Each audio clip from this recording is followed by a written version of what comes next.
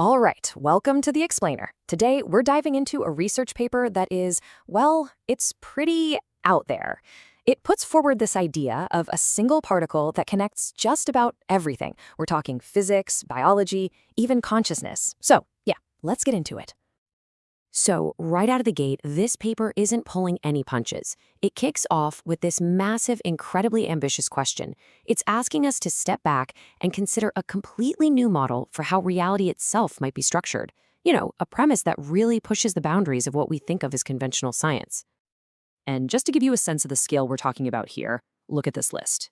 The author is trying to draw a straight line from things like neutrinos and axions, tiny fundamental particles, all the way to the Earth's core, human consciousness, and even ancient alphabets. I mean, it's not just mixing a few fields of science. It's trying to create this grand, unified blueprint for literally everything. So, what's at the very core of this whole thing? What's the one piece holding this massive idea together? Well, let's meet the main character of the story. The paper introduces what it calls the Philfo Particle, and you can basically think of it as a kind of universal manager. The theory goes that it takes in these fundamental energy streams, light, sound, vibration, and then it sorts them, organizes them, and creates a third stream that actually defines our physical world, things like how many particles are in a space and how big they get. Now, you're probably wondering about that name, Philfology. It's a bit of a mouthful, I know. It's short for Phil's selfology, which is a term the author came up with. It's meant to be a blend of philosophy, the self, and ology, science. It really reflects the whole goal of the theory, which is to stitch together our internal world with the external, physical one. Okay, so that's the particle. But what about the mechanics? How does this thing supposedly work? Let's dig into the nitty-gritty of how this whole system is supposed to operate. So according to the paper, there's this kind of foundational flow to life, a sequence of events. It all starts with the neutrino, one of the most abundant particles in the universe. This neutrino stream then gets tangled up with another theoretical particle, the axion. From there, it passes through something the paper just calls the void, before finally resulting in the creation of 2D matter, like the very first Lego brick of our physical reality. So how is this whole process kept in check? Well, the hypothesis lays out this really cool two-particle system. You've got the Philfo particle, the manager, doing all the organizing. But then there's this other player, the Janus particle. And if Philfo is the manager, Janus is the gatekeeper. It has the power to lock and unlock those energy flows, basically acting as the on-off switch for the whole process. Now, this is where things get really interesting. We have to talk about a concept that is absolutely central to this whole idea, cymatics. That's the science of visible sound, how vibrations create these beautiful geometric patterns. The paper makes a huge claim here, basically proposing that cymatics is a fifth fundamental force of nature. Right, so in this model, cymatics isn't just some cool light show you can make with sand on a vibrating plate. No, it's presented as a really active, fundamental force.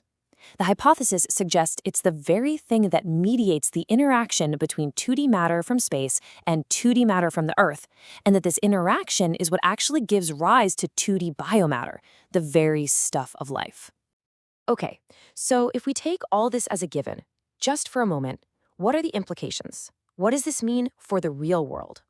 Well, the paper suggests the applications would be nothing short of revolutionary. And listen, the list of potential applications here it's wild. The theory suggests it could open the door to everything from new clean energy sources to methods for preventing earthquakes. It even gets into redefining our DNA and creating new frameworks for artificial intelligence. I mean, the claims here touch on pretty much every major field of science and technology. Let's zoom in on one of these for a second. New energy. The paper proposes something called neutrino voltaic tech. The basic idea here is that you could use these Philfo and Janus particles to control how neutrinos interact with nanographene, basically herding them to create a steady flow of electrons. And a steady flow of electrons, well, that's just electricity. Then you've got disaster mitigation, which this one's a really interesting leap. The paper connects the physics of super hydrophobic surfaces, materials that are basically impossible to get wet, to the ability to reduce seismic waves. It's a speculative rink, for sure, but it suggests a potential path toward technologies that could soften the blow of earthquakes. And this next one, man, it really shows you just how ambitious this theory is. It completely redefines DNA, proposing it's a 5-dimensional structure. In this model, DNA isn't just a molecule in our cells. It's this incredible structure where cosmic matter and Earth matter meet, all managed by that Janus gate particle. It basically reframes our DNA as a kind of biological antenna, connecting us to both the planet and the cosmos. So, at the end of all this, where does that leave us? We've walked through a theory that just weaves together physics, biology, philosophy, you name it, and it really forces you to ask a pretty fundamental question. What does a theory of everything even look like? Is it pure math and physics, or is it something bigger? This paper doesn't give us the answer, but it leaves us to wonder, where exactly is the line between a scientific theory and a full-blown philosophical worldview?